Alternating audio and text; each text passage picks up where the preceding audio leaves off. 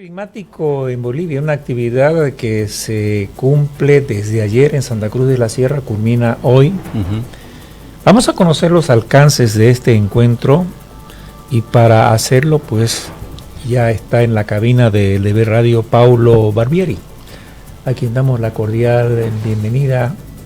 Es experto en financiamiento y cambio climático del Programa de Naciones Unidas para el Desarrollo. Y estábamos conversando en la previa con Paulo. Buenos días, bienvenido. Mucho se habla de estos temas, pero se habla en un ámbito de conocimiento especializado, pero que la gente necesita saber, por ejemplo, cómo se entrelazan estas dos variables: cambio climático, deuda, financiamiento para países como Bolivia, por ejemplo. No, muchas gracias por la invitación, un gusto estar aquí compartiendo con ustedes y bueno, en el marco de esta jornada que me ha traído a Santa Cruz y a Bolivia en específico. Muy buena la pregunta y un poco lo que estamos intentando hacer es aterrizar, digamos, todo lo necesario en términos de marco institucional y preparación.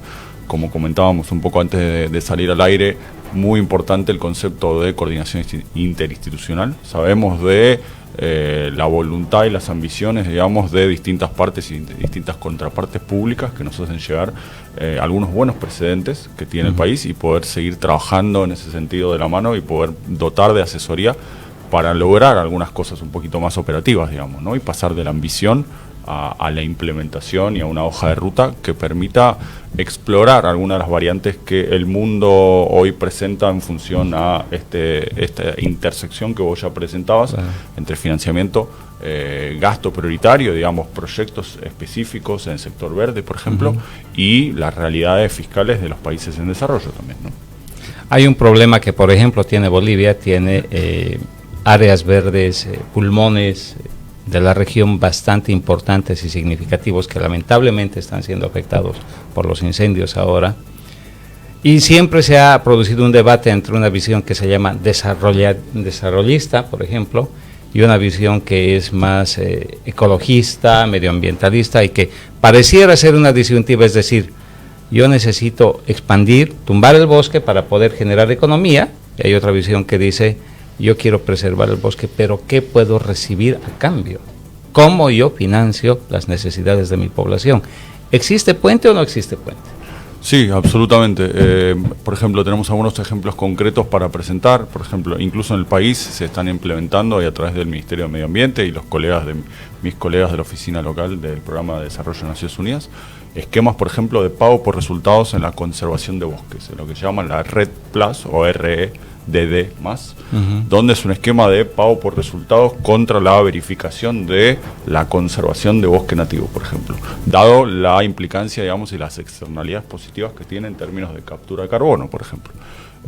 Y si nos vamos un poquito más lejos, por ejemplo, trabajamos con el gobierno de Uruguay en un instrumento de nueva deuda vinculado a indicadores de sostenibilidad.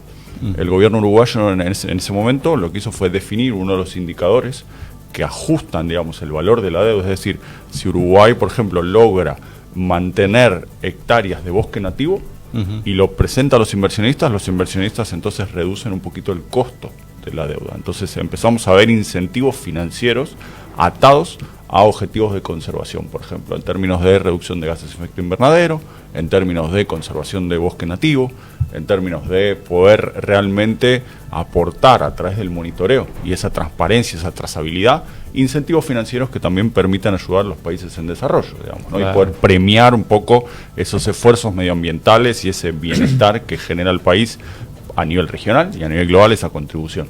Es de suponer que este foro viene precedido de un diagnóstico medioambiental en la región. ¿Podemos conocer algunos parámetros de este diagnóstico? Sí, y no solamente en la región, sino también a nivel nacional. Bueno, aquí, por ejemplo, ya se ha preparado a través del Ministerio de Economía y Finanzas y del Ministerio de Medio Ambiente una estrategia de financiamiento climático. Tenemos algunos antecedentes interesantes, por ejemplo, incluso nuestra oficina ha trabajado con el Banco de Desarrollo Productivo en la emisión del primer bono verde de la historia de Bolivia, hace más o menos 1 año y medio, que es un instrumento de deuda que han comprado inversionistas locales y que el Banco de Desarrollo Productivo utiliza para financiar todas sus líneas de crédito verdes, por ejemplo, programas de adaptación de ecoeficiencia, de transformación a energías renovables. Y en ese sentido vemos ahí algunos antecedentes muy interesantes para poder seguir avanzando. No solamente del sector público, que por ejemplo a través de un decreto que hace 1 año y medio reforma y dota al Estado la capacidad de explorar, por ejemplo, canjes de deuda por naturaleza, bonos verdes. Entonces vemos ahí un poquito una ambición hacia avanzar en un camino que pueda vincular esta intersección que hablábamos hace un rato de financiamiento, deuda y atributos, digamos, y activos verdes que pueda tener el país, y también del sector privado, porque en ese sentido vemos mucha articulación con la AFI, tuvimos conversación y en el momento de la emisión del bono verde trabajamos de cerca con AFI para sentar la base regulatoria, para que el sector privado también pueda entrar en este mercado de deuda verde, y un interés tanto de la bolsa como de los inversionistas privados para explorar estos instrumentos, porque también hay el otro lado de la moneda, que a veces quizás dejamos un poco atrás, es la posibilidad de que los privados utilicen estos mecanismos, porque el sector verde también aporta oportunidades comerciales y económicas interesantes, digamos. Para dar un ejemplo de cómo puede generar oportunidades económicas, es decir, una madera, por ejemplo, Bolivia es productor de madera, ¿no? Pero una madera certificada con un sistema de producción que sea totalmente respetuoso de las normas medioambientalistas, tiene una mayor cotización en el mercado internacional. ¿Puede ponernos un ejemplo para graficar esto? Sí, claro. Quizás un ejemplo regional. Nuestra oficina de Ecuador, por ejemplo, cerró hace un par de meses una colaboración muy ambiciosa y muy extensa con el grupo cafetero Lavazza, el grupo italiano, con áreas protegidas, digamos, y todo un mecanismo de trazabilidad de la producción del café que favorece la exportación del mismo, y entonces empezar a poder utilizar los grandes canales y no solamente la estrategia que tienen Naciones Unidas con pequeños y medianos, pero ya entrar en un canal de distribución grande con todo un conjunto de verificación y de reglas específicas sobre conservación, sobre derechos humanos, sobre derechos indígenas, sobre áreas protegidas, para poder trasladarle esa información al consumidor y realmente generar un producto de valor agregado que hoy en día se vende en Europa. Y café ecuatoriano protegido de áreas certificadas a través de grupos empresariales interesantes y grandes como el Grupo Lavazza. Y eso, por ejemplo, en términos económicos, ¿cómo se plasma? Es decir, un producto de Lavazza con estas características, ¿cuánto cuesta ahora y cuánto costaría si no tendría todo ese respaldo institucional? Excelente pregunta, y un poco lo que muchas veces nos preguntan es cómo hacen los países para poder alcanzar este estándar por sus propios medios, y ahí un poco entra el rol de la cooperación y el rol del Programa de Naciones Unidas para el Desarrollo, en términos de generar esta capacidad institucional y nosotros a través de recursos donantes poder generar y aportar desde la experiencia para que el país pueda dar ese salto, digamos, ¿no? Entonces ese costo hundido que si no tendría que adaptar el productor en términos de refinar sus prácticas en la ampliación de la monitoreo de la trazabilidad, por ejemplo, es algo que nosotros desde nuestro mandato, digamos, podemos absorber, que tenemos recursos para poder aportar y para poder generar esa subida en el escalón, y que ese salto, digamos, no implique un costo tanto para el productor como para el Estado, y que pueda entrar en una dinámica innovadora sin tener que arriesgar recursos propios que obviamente son muy escasos, digamos. Este foro climático, Paulo, ha hecho algunas consideraciones o reflexiones acerca de lo que viene ocurriendo en Bolivia por esta temporada, que ya se ha abierto con la quema del bosque, la ocupación irregular de tierras, la deforestación, y después los efectos de prenderle fuego al bosque. Sí, absolutamente. Y un poco, quizás yendo un pasito para atrás, lo que estamos conversando es cómo nosotros podemos ayudar a dotar al Estado no solamente el financiamiento, pero también la identificación de proyectos y de una cartera de proyectos de conservación o medioambientales identificadas en el presupuesto público, en el programa de inversión pública, y poder ayudar a las contrapartes públicas a refinar este portafolio y hacerlo un poco más apetecible tanto para la inversión privada como para potenciales instrumentos de financiamiento público que sabemos que tienen algunos requisitos específicos.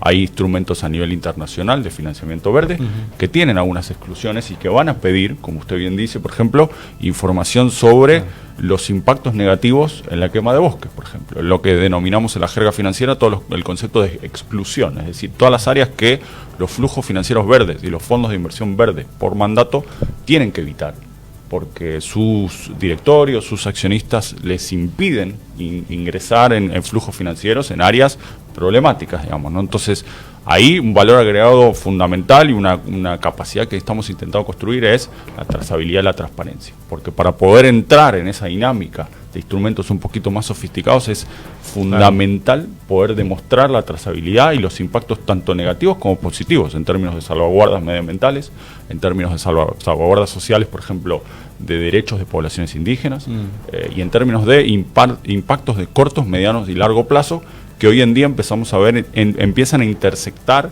en una lógica financiera. Quizás en el pasado la decisión de inversión financiera iba por un lado. Dinero y pague. En cambio ahora es dinero, medio ambiente, desembolso, trazabilidad. Y una historia común, que antes quizás no existía, entonces también ahí hay una posibilidad de explotar esto para aquellos países que tienen recursos naturales, que tienen un activo tangible o intangible muy interesante y que tienen necesidades de financiamiento. Entonces un poco nuestro rol es cómo podemos articular para que el país o la entidad subnacional o incluso el privado pueda estar a la altura de la nueva tendencia para poder sacarle un poquito de provecho a estos flujos, digamos, y estas oportunidades que vamos viendo que se empiezan a alcanzar desde un punto de vista de asistencia financiera o asistencia no financiera, y un poco ahí no tenemos una receta única, no creemos en recetas únicas, un poco ad hoc a la realidad de los países, y poder articular para preparar, y después obviamente el Estado en su prerrogativa de elegir cuál es el camino que considera más conveniente y el que un poco apuntalan sus ciudadanos, ¿no?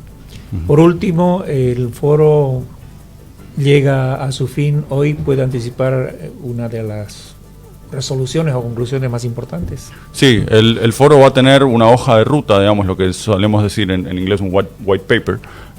Vamos a tener, y todavía no hemos tenido, tuvimos algunas presentaciones magistrales. Me tocó a mí hacer un poco una presentación sobre el rol que ha tenido el PNUD en la preparación de bonos sostenibles vinculados a los ODS, bonos verdes y canjes de deuda por desarrollo por naturaleza.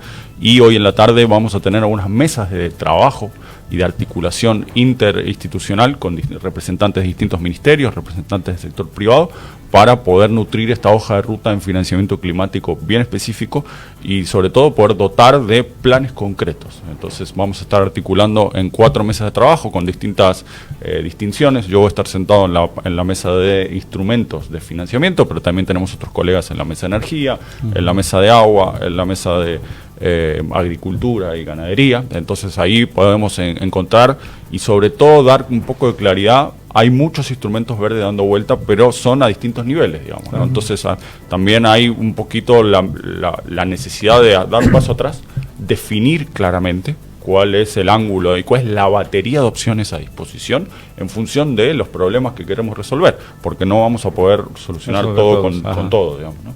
Muy bien, muchas gracias a Paulo Barbieri del Programa de Naciones Unidas para el Desarrollo por su participación en Influyentes. Muchas gracias por la invitación.